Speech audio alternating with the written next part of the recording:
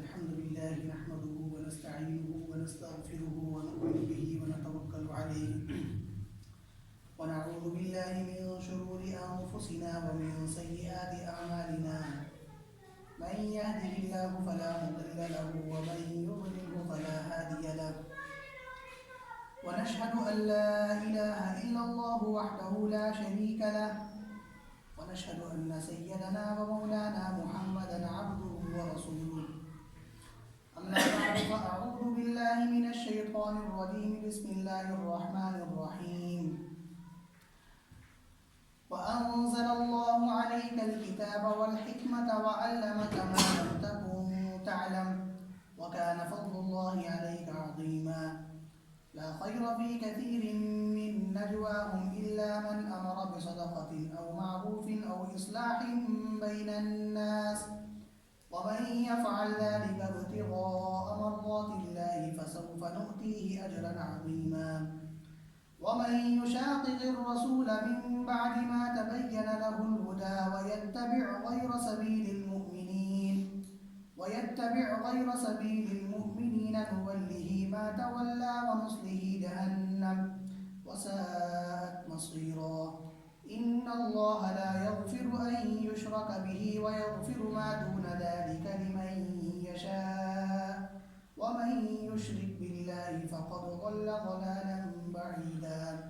وقال النبي صلى الله عليه وسلم لا يؤمن أحدكم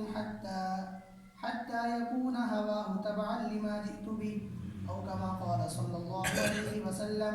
صدق الله العظيم وصدق رسوله النبي الكريم ونحن على ذلك لمن الشاهدين والشاكرين والحمد لله رب العالمين.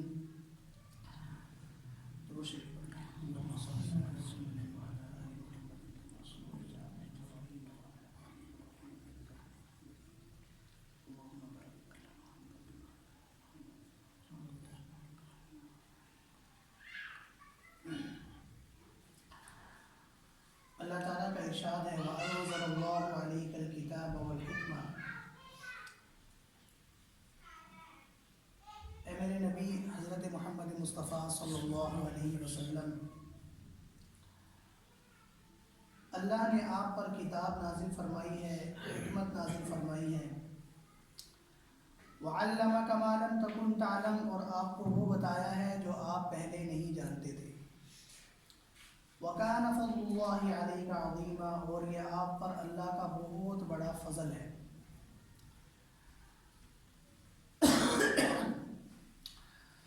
رسول اللہ صلی اللہ علیہ وسلم پر یہ آیت مبارکہ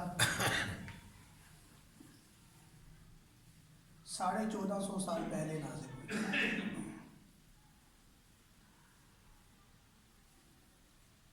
کیونکہ جس زمانے میں آپ صلی اللہ علیہ وسلم پیدا ہوئے اور جس جگہ پر آپ صلی اللہ علیہ وسلم کو اللہ تبارک و تعالیٰ نے بھیجا نبی بنا کر، اس کے ارد گرد انتہائی جہالت کا ماحول تھا، اور جہالت بھی ایسی جہالت کہ جو صرف اور صرف فتنے اور فساد کے سبب بنے۔ ہر کسی نے ایک اپنا طریقہ کار طے کر رکھا تھا اور اس کے مطابق وہ اپنی زندگی گزر بسر اس کا چلا رہا تھا۔ اللہ تبارک و تعالیٰ نے اللہ کے نبی صلی اللہ علیہ وسلم کو جب نبوت عطا فرمائی تو نبوت کے ساتھ چونکہ وحی کا سلسلہ شروع ہوتا ہے، اس وحی میں اللہ تبارک و تعالیٰ اپنے پیارے حبیب حضرت محمد مصطفیٰ صلی اللہ علیہ وسلم کو تعلیمات سے آگاہ فرماتے ہیں کہ دنیا میں رہنے کے لیے طریقے سے رہنا ہوگا، کس طریقے سے زندگی گزارنی ہوگی، وہ سارا طریقہ کار اللہ تبارک و تعالیٰ وحی کے ذریعے سے نازل فرما رہے ہیں آپ صلی اللہ علیہ وسلم پر، اور اس پورے وحی کے مجموعے کو قرآن کہا جاتا ہے۔ قرآن مجید یہ ساری وحی ہے نا، اللہ کے نبی صلی اللہ علیہ وسلم پر نازل ہوئی۔ اللہ فرما رہے ہیں کہ ہم نے آپ پر کتاب کو نازل کیا، آپ پر ہم نے حکمت کو نازل کیا، یعنی آپ نے لوگوں کو اللہ کی کتاب سنانی ہے اور پھر اس کتاب پر عمل کرنے کی حکمتیں بھی بتانی ہیں کہ اس میں کیا، اس پر عمل کرو گے تو اس سے کیا کیا فائدے آپ کو ملنے والے ہیں۔ کیونکہ انسان لالچی ہے نا، انسان وہ کام کبھی نہیں کرتا جس میں اس کو اس کا نفع نظر نہ آ رہا ہو۔ جب انسان کو نفع نظر آ رہا ہوتا ہے تو وہ کام پھر وہ کرنے کا اہتمام کرتا ہے، کوشش کرتا ہے۔ تو فرمایا کہ آپ پر اللہ نے قرآن کو نازل کیا یعنی کتاب، والحکمہ اور ساتھ حکمت کو بھی نازل کیا، یعنی آپ اس کتاب کے احکامات جب پڑھ کر سنائیں گے تو پھر آپ لوگوں کے سامنے ان احکامات پر عمل کرنے کی حکمتیں بھی بیان فرمائیں گے۔ یہ حکمت بھی اللہ نے اپنے نبی کو عطا فرمائی اور کتاب بھی عطا فرمائی، اور فرمایا وَعَلَّمَكَ مَا لَمْ تَكُنْ تَعْلَمْ، یہ بھی یاد رکھیں کہ آج سے پہلے آپ کو کچھ پتہ نہیں تھا، آپ کو بتانے والا بھی کون ہے؟ اللہ ہے۔ وَكَانَ فَضْلُ اللَّهِ عَلَيْكَ عَظِيمًا، یہ اللہ کا آپ پر فضل ہے، اگر اللہ نہ چاہتے آپ پر یہ فضل کرنا تو کوئی آپ پر یہ فضل نہیں کر سکتا تھا۔ دنیا جس طرح سے آگے جاتی ہے نا، تو اگر وہ اللہ تبارک و تعالیٰ سے اس کا تعلق کمزور ہو اور اپنے دین سے، اپنے مذہب سے اس کا تعلق کمزور ہو، تو ان کے اندر کچھ ایسی چیزیں سرایت کر جاتی ہیں جو ان کے لیے دنیا اور آخرت کے لیے ہلاکت کا سبب بنتی ہیں۔ اور جب دنیا آگے بڑھے، لیکن آگے بڑھے قرآن کے ساتھ، وحی کے ساتھ، اللہ کے احکامات کے ساتھ، نبی کے طریقوں کے ساتھ، دینی تعلیمات کے ساتھ، تو اللہ مسلمانوں کی دنیا کو آسان، عافیت والا، خیر والا بناتے ہیں اور اس کے نتائج بھی ان کو اچھے سے اچھے ملتے ہیں۔ ہم جس معاشرے میں جی رہے ہیں، اس معاشرے کے اندر ہر انسان نے ایک اپنی زندگی طے کر رکھی ہے کہ اس نے کس طرح سے زندگی گزارنی۔ قرآن کیا کہتا ہے، حدیث کیا کہتی ہے، آپ صلی اللہ علیہ وسلم کی سیرت کیا ہے، سنت کیا ہے، اس سے اس انسان کو کوئی لینا دینا نہیں ہے، اور وہ اپنے طور پر جس طرح کا عمل چاہے جب چاہے کر دیتا ہے، اور اس کو نہ آخرت کا فکر ہے نہ اس کو دنیاوی نتائج کا فکر ہے کہ میرے اس عمل سے معاشرے کے اندر کتنا فساد پھیلے۔ یہی بندہ اگر قرآن مجید کی تعلیمات سے واقف ہوتا اور اس کے اندر یہ جذبات ہوتے کہ میں نے اپنی زندگی آپ صلی اللہ علیہ وسلم کی مبارک طریقے اور زندگی کے مطابق گزارنی ہے، تو جہاں یہ اپنی زندگی میں خیروں کا، برکتوں کا جو ہے وہ سبب بنتا، وہاں پر یہ دوسروں کے لیے بھی عافیت کا ذریعہ بنتا ہے۔ لیکن جب انسان وحی سے دور ہوتا ہے نا، اللہ کی کتاب سے دور ہوتا ہے، دینی تعلیمات سے دور ہوتا ہے، مذہب سے دور ہوتا ہے، تو اپنی زندگی تو اس کی فساد بنتی ہی بنتی ہے، لیکن اپنی زندگی کے فساد کے ذریعے سے وہ فساد اوروں کی زندگیوں میں بھی سرایت اور منتقل کرتا ہے، جس سے ایک گھر سے دو گھر، دو گھر سے پورا محلہ، پورے محلے سے پورا علاقہ، پورے علاقے سے پورا شہر، اور اسی طرح بستیوں کی بستیاں فتنے اور فساد میں مبتلا ہو جاتی ہیں۔ اس لیے اللہ تعالیٰ نے فرمایا کہ وَأَنزَلَ اللَّهُ عَلَيْكَ الْكِتَابَ، ہم نے آپ پر کتاب نازل کی ہے نا، قرآن، آپ لوگوں کو اس کتاب کو پڑھ کر سنائیں، والحکمہ، اور اس پر عمل کے فوائد اور حکمتیں بتائیں کہ اس کتاب پر عمل کرنے کے آپ کے زندگی کے اندر کیا مثبت نتائج آئیں گے۔ وَعَلَّمَكَ مَا لَمْ تَكُنْ تَعْلَمْ، اور جیسے آپ لوگوں کو بتا رہے ہیں ان کو پتہ نہیں ہے، ہم نے آپ کو بتایا، آپ کو بھی پہلے پتہ نہیں تھا۔ اب پتہ لگ جانے کے بعد آپ نے لوگوں کو بتانا ہے، اور لوگوں کو جب پتہ لگ جائے تو انہوں نے اس پر پھر عمل کرنا ہے۔ آج کل کے معاشرے میں لوگ جو کہ قرآن سے دور ہے نا، بیچاروں کو پتہ ہی نہیں ہے کہ اللہ تبارک و تعالیٰ نے قرآن مجید کے جو 30 سپارے نازل کیے ہیں، اس میں اللہ نے کیا کیا ہمیں تعلیم دی ہے، اور دنیاوی جو تعلیمات ہیں اور دنیاوی جو طور طریقے ہیں اس میں لوگوں کو مزہ آتا ہے، شیطان نے جو دنیا مزین کر کے دکھا دی ہے نا، اس میں لوگوں کو انجوائے کرنے کا مزہ آتا ہے، اس میں دلچسپیاں لینے کا مزہ آتا ہے، اس میں وقت بھی ضائع ہوتا ہے، پیسہ بھی ضائع ہوتا ہے، صلاحیتیں بھی ضائع ہوتی ہیں، سب کچھ ضائع ہوتا ہے. لیکن چونکہ وقتی طور پر اس سے لذت اور مزے محسوس ہو رہے ہوتے ہیں، تو انسان کہتا ہے کہ یار یہی زندگی ہے اور اسی طرح کی زندگی کا انتظام کرنا چاہیے. دیکھیں نا، غریب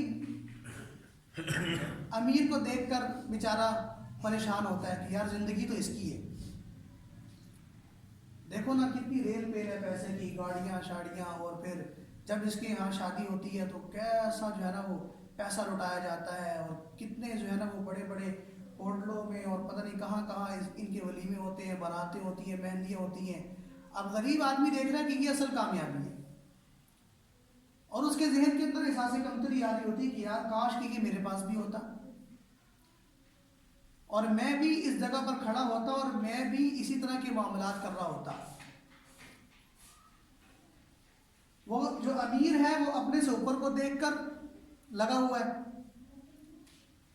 کوئی اس سے تھوڑا سا اوپر پیسے والا آ جائے گا نا تو وہ پھر اس کو دیکھے گا کہ یار کاش کہ میرے پاس یہ بھی ہوتا تو میں جتنا میں نے کیا اس سے زیادہ میں یہ بھی کرتا ساتھ. اگر ان کو پتا ہوتا کہ قرآن کیا کہتا ہے، مذہب کیا کہتا ہے، دین کی تعلیم کیا ہے، تو پھر یہ ایک دوسرے کو دیکھ کر متاثر نہ ہوتے، بلکہ قرآن کو دیکھ کر متاثر ہوتے کہ دیکھو قرآن مجید میں ہمارے لیے اس عمل کو اس طرح سے کرنے کا طریقہ سلیقہ لکھ دیا گیا ہے، بجائے اس کے کہ میں کسی دنیا کے انسان کو دیکھ کر اپنا پیسہ برباد کروں، اپنا وقت برباد کروں. میں سیدھا سیدھا قرآن مجید کے حکم پر عمل کر کے اپنی زندگی کو آسان کیوں نہیں بنانا.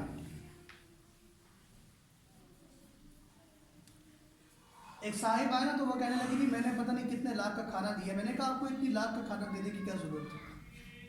کہتا ہے میں نے ناک بھی تو رکھنی تھی، میں نے ناک بھی تو رکھنی تھی. میں نے کہا آپ اپنی ناک کاٹ کے رکھ دیتے اگر آپ کو ناک اتنی عزیز ہے. آپ نے اگر ناک رکھ دی تھی اپنی ناک کاٹ کے رکھ دیتے نا. خدا کے بندے آپ نے اتنا بڑا جو ہے نا وہ گوشت بنوائے ہوئے، آپ نے ڈشیں بنوائی ہوئی ہیں اور ریل پیل ہے، تو اگر آپ نے ناک ہی رکھ دی تھی آپ سیدھا سیدھا ناک کاٹ کے رکھتے نا وہاں پر. اتنا کچھ آپ کو کرنے کی ضرورت کیا؟ ابھی تک وہ قرضے میں مبتلا ہے، ابھی تک قرضے میں مبتلا ہے. میں 2-3 سال پہلے کی بات بتا رہا ہوں. تو یہی بندہ اگر اس کو پتا ہوتا کہ بھئی میری حیثیت یہ ہے اور مذہب نے تعلیم مجھے دی ہے کہ اپنی حیثیت میں رہ کر تم نے یہ کام کرنا ہے، اس کی برکتیں بھی اس کو ملتی. اور اب جو یہ ناک چھپاتا پھر رہا ہے جن کا اس نے قرضہ دینا ہے ان سے بھی یہ بری و ذمہ ہو جاتا. تو اللہ نے چونکہ انسانوں کو برابر پیدا کیا نا، اللہ نے حقوق برابر تقسیم کیے ہیں. اللہ نے نہیں دیکھا کہ امیر کی ضرورت یہ ہے، غریب کی ضرورت یہ ہے، لہٰذا امیر کی ضرورت تو اس طرح سے پوری ہونی چاہیے اور غریب کی اس طرح سے پوری ہونی چاہیے. اللہ نے حقوق ساروں کے درمیان برابر رکھے ہیں، اور سب کو اللہ تبارک و تعالیٰ ان کی طے کردہ جو اللہ نے ان کے لیے طے کر دیا نا، کھانا پینا روزی رزق سارا اللہ ان کو نصیب فرما رہے ہیں. تو اب انسان کے دل میں یہ تصور ہوگا نا کہ مذہب نے میرے لیے یہ حدود قائم کی ہے اور میں نے اسی کے اندر رہنا ہے، اور ان حدود کے اندر رہتے ہوئے آپ صلی اللہ علیہ وسلم کی زندگی گزارنے کا طریقہ یہ ہے، تو کوئی انسان بھی آج کل پریشانی کی زندگی میں مبتلا نہ ہو. یہ ساری پریشانیاں کیوں ہیں کہ ہم بس چاند کو دیکھ رہے ہیں چمک رہا ہے تو کوشش کرتے ہیں کہ بس پہنچ جائے وہاں پر. سورج کو دیکھ رہے ہیں کہ چمک رہا ہے تو کوشش کرتے ہیں کہ بس اب ہمیں وہاں پر ہونا چاہیے. اللہ تعالیٰ کہہ رہے ہیں آپ جس جگہ پر موجود ہیں وہی آپ کی جگہ ہے، اللہ نے آپ کو وہاں پہ رکھا ہے. آپ اپنی مرضی سے اس منصب پر، اس مرتبے پر، اس مقام پر، اس جگہ پر نہیں آئے، جہاں پر اللہ نے آپ کو رکھا ہوا ہے. لہٰذا آپ کا فرض یہ بنتا ہے جہاں پر جس حیثیت میں اللہ نے آپ کو رکھ دیا آپ اسی حیثیت میں رہ کر مذہب کی تعلیم پر کیا کریں؟ عمل کریں. دیکھیں حضرت فاطمہ رضی اللہ تعالی عنہ آپ صلی اللہ علیہ وسلم کی رحمت دیگر ہے. ان کا نکاح ہوا ہے حضرت علی المرتضی رضی اللہ تعالی عنہ سے، اور حضرت علی رضی اللہ تعالی عنہ آپ صلی اللہ علیہ وسلم کی زیر کفالت تھے. ان کا نہ کوئی اپنا کاروبار تھا، نہ ان کا کوئی اپنا گھر تھا. حضور صلی اللہ علیہ وسلم کی زیر کفالت تھے. آپ صلی اللہ علیہ وسلم کے یہاں کھانا مل گیا تو کھا لیا, کپڑا پہننا تو ملا تو پہن لیا,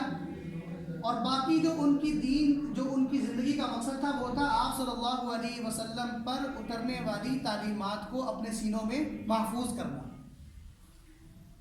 حضرت علی کتنا بڑا نام ہے اسلامی تاریخ میں, چھوٹا نام نہیں ہے. ان کا جب نکاح ہوا حضرت سیدہ فاطمہ رضی اللہ تعالیٰ عنہ سے, تو بھئی اس کائنات میں نبی سے بڑھ کر کسی کا سٹیٹس ہے؟ اور پھر آپ صلی اللہ علیہ وسلم کی بیٹی سے بڑھ کر کسی کی بیٹی ہو سکتی ہے؟ پھر حضور صلی اللہ علیہ وسلم کی داماد سے بڑھ کر کوئی داماد ہو سکتا ہے؟ کتنے بڑے رشتے ہیں, کتنے بڑے مقام ہیں, کتنی بڑے عنوان ہیں, کتنے بڑے شخصیات ہیں, اور نکاح کتنی سادگی سے ہو رہا ہے کہ حضرت علی رضی اللہ تعالیٰ عنہ جن کے پاس گھر نہیں ہے نا, جن کے پاس پیسے نہیں ہیں, تو آپ صلی اللہ علیہ وسلم کی زیر کفالت ہیں, اور بیٹی بھی آپ نے حضرت علی کو دینی ہے, بیٹی بھی آپ کی اور حضرت علی بھی آپ کی زیر کفالت. تو آپ نے دونوں کے لیے کچھ رہنے کا, جو گھر میں گزر بسر کا جو سامان ہوتا ہے نا, اللہ کے نبی نے ان کا انتظام کر دیا. ایک صحابی ہے حضرت نعمان بن حارثہ رضی اللہ تعالیٰ عنہ, انہوں نے کہا یا رسول اللہ صلی اللہ علیہ وسلم, حضرت علی کا گھر نہیں ہے, میں اپنا گھر گفٹ کرتا ہوں, آپ یہ گھر اپنے بیٹے اور بیٹی کو میری طرف سے گفٹ کر دیں تاکہ وہ شادی کے بعد یہاں پہ رہیں. اور آپ صلی اللہ علیہ وسلم نے نکاح پڑھایا, اور حضرت علی رضی اللہ تعالیٰ عنہ کا مختصر سا ولیمہ ہوا. اس کے بعد رخصتی ہو گئی, عشاء کی نماز پڑھ کے آپ صلی اللہ علیہ وسلم گھر گئے, حضرت فاطمہ کو بلایا, حضرت علی کو بلایا, پانی منگوایا برتن میں, اس پانی کے اندر آپ سے کلی فرمائی, اور پھر کلی فرمانے کے بعد وہ پانی آپ نے پہلے حضرت علی کے بازوؤں پر سینے پہ چھڑکا, اور پھر حضرت فاطمہ کے سینے اور سر پہ چھڑکا, اور فرمایا کہ اللہ آپ دونوں کی اولاد کو شیطان کے شر سے محفوظ فرمائے. یہ مختصر سا نکاح اور رخصتی ہے, اور والد کی دعائیں. اس کے بعد اللہ تبارک و تعالیٰ نے ان دونوں جوڑوں سے جو اولاد پیدا کی, حضرت حسن اور حضرت حسین کی صورت میں, قیامت تک ان کے تذکرے ممبروں سے لوگوں کے, مسلمانوں کے گھروں میں ہو رہے, ہوتے رہیں گے. کتنے بڑے بڑے کام کر کے گئے ہیں, اور نکاح کتنا آسانی سے ہو گیا, کیونکہ ان کو پتہ ہے نا کہ مذہب نے ہماری یہ ضرورت رکھی ہے نکاح کا ہونا. نکاح ضرورت ہے, لیکن اس نکاح کو کرنا بھی ہم نے مذہب کی حدود میں رہ کر ہے, تاکہ اس نکاح کے مثبت اثرات ہماری زندگیوں پر پڑیں. جب ہم اسی نکاح کو منفی عمل سے شروع کریں گے, ایسے عمل اس کے اندر داخل کر دیں گے جس کی نہ شریعت اجازت دیتی ہے, جس کی نہ اللہ اجازت دیتا ہے, اور اللہ الٹا ناراض ہو جاتے ہیں ان کاموں کے کرنے کی وجہ سے. اگر ہم اس نیک عمل کو ان اعمال کے ساتھ ملا کر کریں گے تو جو ہمیں مثبت نتائج بعد میں ملنے چاہیے وہ پھر منفی نتائج میں کیا ہو جائیں گے, تبدیل ہو جائیں گے. مذہب نے ہمیں حدود دی ہیں, ان حدود کے اندر رہ کر ہم اپنی ضرورت کو کیا کریں گے, پورا کریں گے. برکتیں ڈالنے والا کون ہے؟ اللہ کی ذات ہے. تو جب انسان اپنی چادر سے باہر نکلنے کی کوشش کرتا ہے نا, تنگیاں اس وقت آتی ہیں جب وہ یہ دیکھتا ہے, اس کو پتا ہوتا ہے کہ بھئی میری جو حیثیت ہے, جو میرا جو سٹیٹس ہے, جو میرا معیار زندگی ہے, اس میں اگر میں یہ کام کروں گا تو وہ زیادہ سے زیادہ 50,000 میں, 40,000 میں, لاکھ روپے میں ہوگا. لیکن وہ خواب دیکھ رہا ہے 5-5 لاکھ کے, 10-10 لاکھ کے, 8-8 لاکھ کے. اب اس کے پاس انتظام تو نہیں ہے, تو پھر وہ کہاں جائے گا؟ قرضوں کی طرف جائے گا. پھر وہ قرضے اس پر پھر ہمیشہ کے لیے بوجھ بنتے ہیں, اور اس کی اپنی انفرادی زندگی ساری کی ساری تباہ ہو کے رہ جاتی ہے. اس لیے آپ صلی اللہ علیہ وسلم نے فرمایا نا کہ آپ کو پتہ ہے کہ مالدار کون ہے؟ تو صحابہ نے کہا یا رسول اللہ صلی اللہ علیہ وسلم, جس کے مکانات ہوں, جس کے باغات ہوں, جس کی بڑی جائیداد ہو, جس کے پاس بڑا مال ہو, وہ ظاہری بات ہے مالدار شخص وہی ہوگا. تو آپ نے فرمایا کہ نہیں بھائی, مالدار وہ شخص ہے کہ جس کو کھانے کے لیے روٹی مل گئی, پہننے کے لیے کپڑا مل گیا, اور سر چھپانے کے لیے چھت مل گئی. یہ دنیا کا امیر ترین انسان ہے, یہ دنیا کا امیر ترین انسان ہے. کیونکہ انسان کی دنیا میں آنے کے بعد اس کی بنیادی ضروریات میں سے یہی ضروریات ہے نا کہ وہ بھوک لگے تو اس کو کھانا مل جائے، اور کپڑے کی ضرورت ہوتی ہے اس کو اپنا سطر ڈھانپنے کے لیے اس کو کپڑا میسر ہو جائے، اور پھر اپنے آپ کو اپنے گھر والوں کو ایک چار دیواری میں رکھنے کے لیے اس کو ایک مختصر سا گھر مل جائے۔ تو فرمایا یہ دنیا کا بادشاہ آدمی ہے، یہ امیر ترین آدمی ہے، اور آج لوگوں کے پاس کتنا کچھ ہے، اس کے باوجود وہ احساس کمتری میں کہتے ہیں ہائے ہمارے پاس تو کچھ نہیں ہے، لٹ گئے، برباد ہو گئے، حالات ہی نہیں ہے۔ اتنا کچھ ہونے کے باوجود یعنی 3 ٹائم رج کے کھا رہے لوگ، دسترخوان بھرے پڑے ہیں، اور بہترین سے بہترین گھر ہیں، رات کو آرام سکون سے سوتے ہیں، پھر بھی اللہ کی ناشکری اتنی عام ہوگی جس کی زبان سے سنو حالات نہیں ہے، کاروبار نہیں ہے۔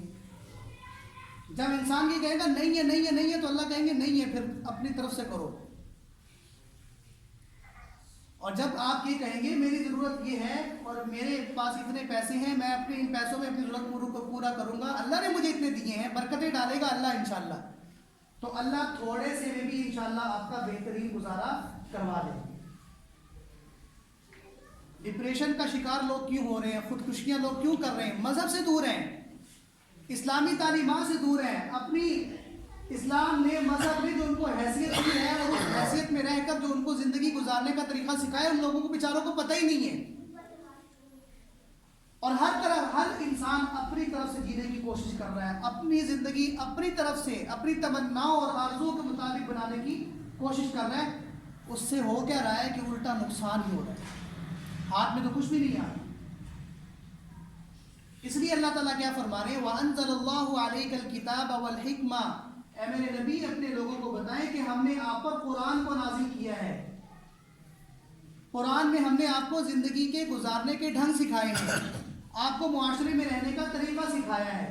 قرآن مجید میں آپ کے لیے ساری تعلیمات موجود ہیں۔ وَكَانَ فَضْلُ اللَّهِ عَلَيْكَ عَظِيمًا، یہ بھی آپ پر اللہ کا بہت بڑا فضل ہے کہ اللہ نے پیدا کرنے کے بعد آپ کو بتا دیا کہ آپ نے رہنا کس طرح ہے دنیا میں، اور اس اپنی ان حدود میں رہو کہ جو اللہ نے جس میں آپ کو رکھا ہے۔ ان حدود سے باہر جانے کی کوشش کرو گے کہ جو اللہ نے آپ کی اختیار میں نہیں رکھی تو پریشان ہو جاؤ گے، پھر وہی آسانی اور راحتیں آپ کے لیے تکالیف اور مصیبتوں میں تبدیل ہوتی جائیں گی۔ سیدھے سے سیدھا کیوں نہیں کرتے کہ جس میں اللہ نے آپ کو جس حیثیت میں رکھا ہے بس اسی حیثیت میں اپنا گزارا کریں اور اللہ کا کیا کریں، شکر ادا کریں۔ تھوڑے سے پیسے کم ہو جائیں تو اپنے سے کم والے انسان کو دیکھیں کہ دیکھیں میرے پاس تو پھر بھی رہنے کے لیے گھر ہے، کھانے کے لیے روٹی ہے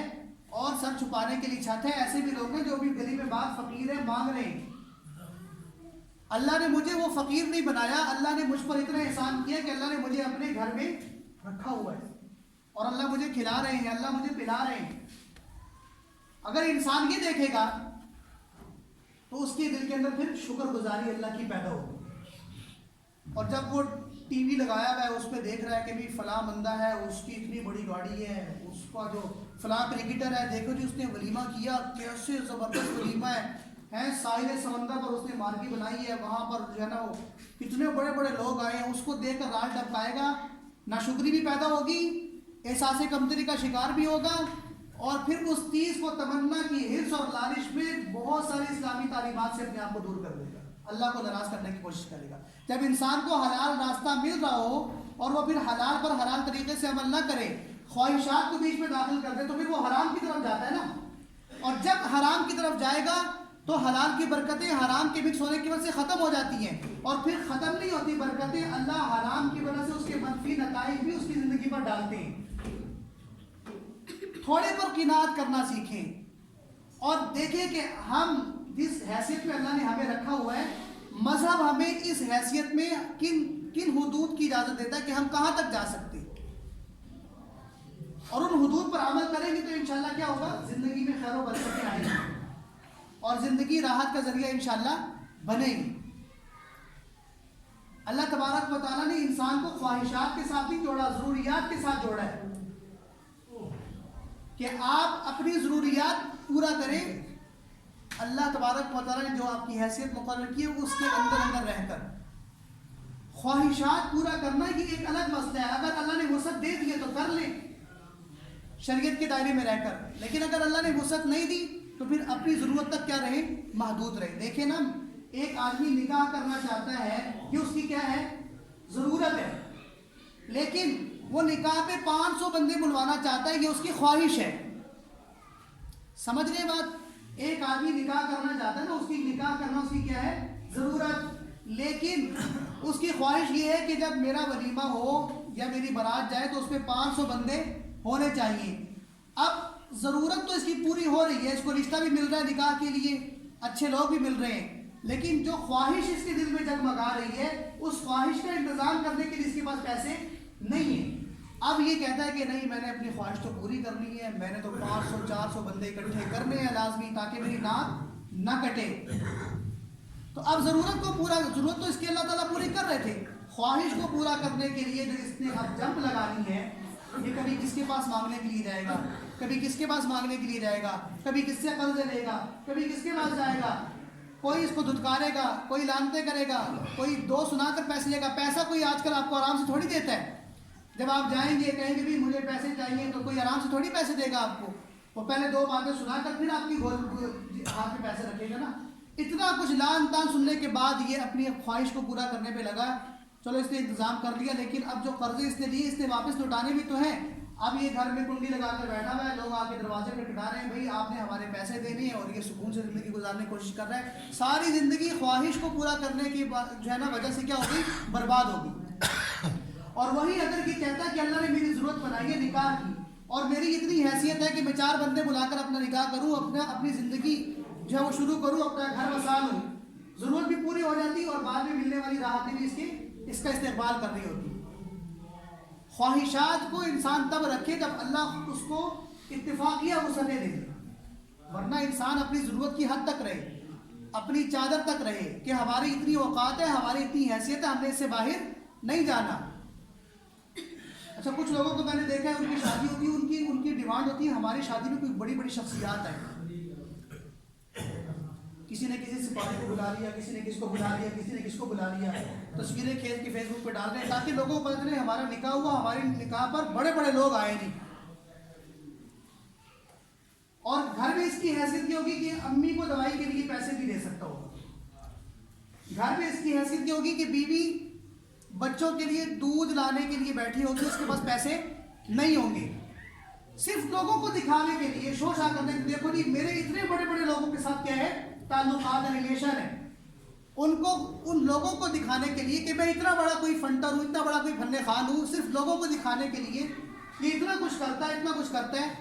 اور گھر کے اندر نہ اس کو والد کے ساتھ بات کرنے کی تمیز ہے, نہ والدہ کے ساتھ بات کرنے کی تمیز ہے, نہ بڑے بہن بھائیوں کی تمیز ہے, نہ رشتے داروں کے ساتھ اس کو بات کرنے کی تمیز ہے, نہ اس کو معاشرے میں رہنے آتا ہے, نہ اس کو یہ پتہ ہے کہ میری بیوی سے کس طرح بات کرنی ہے, میں نے اپنے بچوں کی پرورش کس طرح کرنی ہے. بس دنیا کی چمک دمک دیکھ رہا ہے اور اپنے آپ کو ٹچکائی بھی ہے, بس اس طرح کا اسٹیٹس مجھے مل جائے.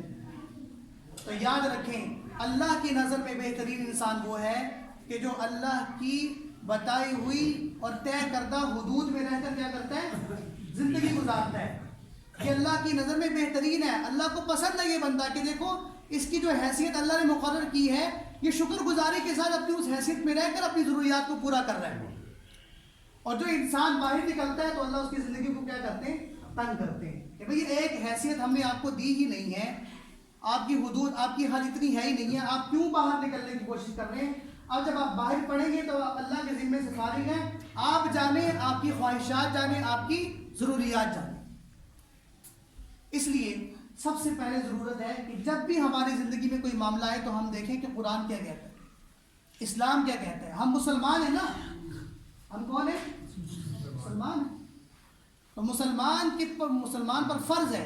کہ جب بھی وہ کسی معاملے میں پڑھے تو سب سے پہلے وہ دیکھیں کہ 30 پارے جو نازل ہوئے اس میں کیا لکھا ہوا ہے. اللہ نے مجھے یہ عمل کرنے کا طریقہ قرآن میں کیا سکھایا ہے, میرا مذہب کیا کہتا ہے, اسلام کیا کہہ رہا ہے, دین کیا کہتا ہے. اس کے بعد دیکھیں کہ دین جب اس کے پاس قرآن کا حکم آئے, پھر دیکھیں کہ حضور صلی اللہ علیہ وسلم نے اس حکم پر صحابہ کو کس طرح سے عمل کر کر دکھایا ہے. بس یہ دو باتیں اگر ہم اپنے لے آئیں، خدا کی قسم زندگی اتنی آسان ہو جائے گی کہ ہر طرح کی ٹینشن، پریشانی، ڈپریشن ہماری زندگیوں سے کیا ہو جائے گا؟ ختم۔ صحابہ کا ایمان اتنا اونچا کیوں تھا؟ زندگی میں ڈپریشن نہیں ہے، زندگی میں ٹینشنیں نہیں ہیں۔ وجہ کیا ہے؟ وہ کہتے ہیں ہاکذا رأیت رسول اللہ صلی اللہ علیہ وسلم، بھائی میں اتنا مالدار ہوں، میرے پاس پتہ نہیں کتنے گھوڑے ہیں، کتنے لاکھ دینار ہیں، کتنی بازار ہیں میرے پاس، کتنی دکانیں ہیں، لیکن میں نے اپنی دکانوں کو دیکھ کر اپنی زندگی نہیں بنا لی، میں نے اپنی خواہشات کو پورا نہیں کرنا۔ ہاکذا رأیت رسول اللہ صلی اللہ علیہ وسلم، میں نے دیکھنا ہے میرے نبی نے یہ عمل کس طرح کیا، بس میں نے اس طرح سے کر دیا۔ نبی نے جہاں تک مجھے جہاں تک لے کر گئے نا، میں نے وہاں تک رہنا ہے، اس سے آگے میں نے بڑھنے کی کوشش نہیں کرنی۔ تو صحابہ اپنی زندگیوں کو، بڑے بڑے مالدار صحابہ تھے، اپنی زندگیوں کو اس طرح آسان بنا کر رہ رہے تھے، دنیاوی اعتبار سے ان کے ذہنوں کے اندر کوئی کسی قسم کی ٹینشن پریشانی تھی نہیں۔ عبد الرحمن بن عوف رضی اللہ تعالیٰ عنہ اتنے بڑے صحابی ہیں، صحابہ میں بہت مالدار انسان تھے۔ ان کا نکاح ہوا، نکاح کے بعد صبح یہ اپنے گھر سے آ رہے تھے، آپ صلی اللہ علیہ وسلم اپنے گھر سے نکل رہے تھے، دیکھا سفید کپڑے پہنے ہوئے اور سفید کپڑے پر نا زرد رنگ لگا ہوا ہے، زرد رنگ کی خوشبو مرد استعمال کرتے تھے، اس کا رنگ بھی چڑھ جاتا تھا۔ اللہ کے نبی نے فرمایا حضرت عبد الرحمن بن عوف سے کہ بھئی تم نے نکاح کر لی ہے؟ کہا یا رسول اللہ کل نکاح کی۔ تو اللہ کے نبی نے فرمایا آپ کو مبارک ہو۔ اب اللہ کے نبی اگر یہ فرماتے ہیں بھائی آپ کو اللہ نے اتنے پیسے دیے ہیں، کوئی پتہ تو چلتا نا مدینہ میں آپ کا نکاح ہوا ہے، اور پھر آپ نے نبی کو نہیں بلایا، استغفر اللہ، یعنی نبی کو آپ نے نکاح پڑھوانے، صحابہ کے درمیان میں یہ معاملات بھی نہیں تھے، نبی نے نکاح کو اتنا آسان کر دیا تھا کہ آپ نبی کو بھی نہ بلائیں نکاح پڑھانے کے لیے، بلکہ گواہ بٹھائیں اور اسی میں سے کوئی ایک نکاح کا مقرر ہو اور اپنا نکاح کیا کر لیں، آسانی سے کر دیں۔ یعنی اتنی ٹینشن بھی اللہ کے نبی نے نہیں دی کہ آپ نبی کا انتظار کریں کہ نبی آئیں گے، پھر اس کے بعد ہمارا نکاح ہوگا، پھر ولیمہ ہوگا، پھر دسترخوان لگیں گے، پھر پتہ نہیں کیا کیا ہوگا۔ اتنی مشکل زندگی جو ہم نے بنائی ہے نا، یہ صحابہ کی زندگی نہیں تھے، اس لیے زندگی میں وہ کام کرتے تھے جو اللہ کہتے ہیں، دین کا کام کرنا، مسجدوں کو آباد کرنا، روزے رکھنا، حج کرنا، زکوٰۃ دینا، مسلمانوں کے ساتھ خیر خواہی کرنا، اپنے بہن بھائیوں کا خیال کرنا، حقوق ادا کرنا، بیوی بچوں کا خیال کرنا، جو غریب ہیں حاجت مند ہیں ان کی حاجتوں کو پورا کرنا، وہ زندگی میں یہ کرتے تھے۔ میں کیا کرتا ہوں، میرا جوتا اچھا ہو، میرا کپڑا اچھا ہو، میری ٹوپی اچھی ہو، میرا گھر اچھا ہو، دوسرا جاتا ہے بھاڑ میں جائے، مجھے کیا لگے، میں تو اپنی خواہشات کے لیے جی رہا ہوں، میں تو لوگوں کے لیے جی نہیں رہا۔ صحابہ کو اللہ نے کیا فرمایا تھا کہ جیو اللہ کے لیے اور اللہ پر ایمان کو بڑھاؤ، پختہ کرو اور بڑھاؤ، ترقی کرو، اور اس ایمان پر عمل کرتے ہوئے لوگوں کے لیے خیر خواہانہ جذبات رکھ کر لوگوں کے لیے خیر کا کیا بن جاؤ، ذریعہ بن جاؤ۔ من ينفع الناس خیر الناس، فرمایا بہترین انسان وہ ہے جو لوگوں کے لیے نفع کا ذریعہ بنے۔ تو جب انسان مذہب میں جائے گا نا، مذہب میں دیکھے گا کہ مذہب مجھے کیا کہتا ہے، اسلام کی تعلیمات کیا کہتی ہیں، تو زندگی کیا ہو جائے گی بھائی، آسان ہو جائے گی انشاءاللہ۔ اللہ تعالیٰ عمل کی توفیق عطا فرمائے۔ یہ بھائی نے سوال کیا حضرت خدیجہ کا انتقال کب ہوا؟ میرا خیال سے 11 یا 10 رمضان کو ہوا تھا، آپ صلی اللہ علیہ وسلم کی ہجرت سے 3 سال پہلے مکہ المکرمہ میں۔ اس سال کو غم کا سال یا مہینہ کیوں کہا جاتا ہے؟ دیکھیں حضرت خدیجہ کا نکاح جب انتقال ہوا تو اس کو عام الحزن کہا جاتا ہے، غم کا سال۔ اس سال میں آپ صلی اللہ علیہ وسلم کے ساتھ 3 بڑے واقعات ہوئے تھے۔ ایک واقعہ یہ ہوا تھا کہ حضرت خدیجہ کا انتقال ہوا جو آپ کی بڑی محبوبہ بیوی تھی، اور ابو طالب کا انتقال ہوا جن کی زیر کفالت تھی آپ صلی اللہ علیہ وسلم۔ پھر طائف کا واقعہ ہوا جو بڑا دردناک ایک واقعہ تھا، یعنی آپ صلی اللہ علیہ وسلم کو پتھر مار کر طائف والوں نے لہو لہان کیا، اس لیے اس کو عام الحزن کہا جاتا ہے، غم کا سال کہا جاتا ہے۔ خواتین قبرستان جا سکتی ہیں فاتحہ خوانی کرنے کے لیے؟ 2 مسئلے ہیں، ایک ہے قبرستان جانا، ایک ہے فاتحہ خوانی کرنا۔ فاتحہ خوانی کا مطلب یہ ہوتا ہے سورۃ الفاتحہ پڑھ کر مردے کو بخش دینا، اصالہ ثواب کر دینا، اس کے لیے قبرستان جانے کی ضرورت نہیں ہے، بیٹھ کے آپ یہاں پر بھی کر سکتے ہیں، گھر میں بھی کر سکتے ہیں۔ البتہ قبرستان جانے کا ایک مقصد یہ ہوتا ہے کہ وہاں جا کر آپ کو موت یاد آئے کہ دیکھو ہم کس طرح زندگی گزار رہے ہیں، نتیجہ ہمارا یہ قبریں ہیں۔ قبرستان جانے کا ایک مقصد یہ ہوتا ہے۔ باقی اصالہ ثواب فاتحہ خوانی اب دنیا کے کسی کونے میں بیٹھ کر پڑھیں گے تو وہ مردے تک اللہ تعالیٰ پہنچا دیں گے۔ تو اگر کوئی خاتون ہے، اگر وہ اس نیت سے جانا چاہتی ہے کہ قبرستان دیکھوں، قبروں کو دیکھوں، موت یاد آئے، تو آج کل تو میرا خیال سے اتنا فیشن ہوتا ہے کہ موت تو یاد نہیں رہتی، تو باپردہ ہو کر اگر کوئی جائے اس نیت سے تو علماء اجازت دیتے ہیں، وگرنہ حاجت تو ضرورت نہیں ہے، اصالہ ثواب یہاں سے بیٹھ کر ہو سکتا ہے۔ اللہ تعالیٰ عمل کی توفیق دے۔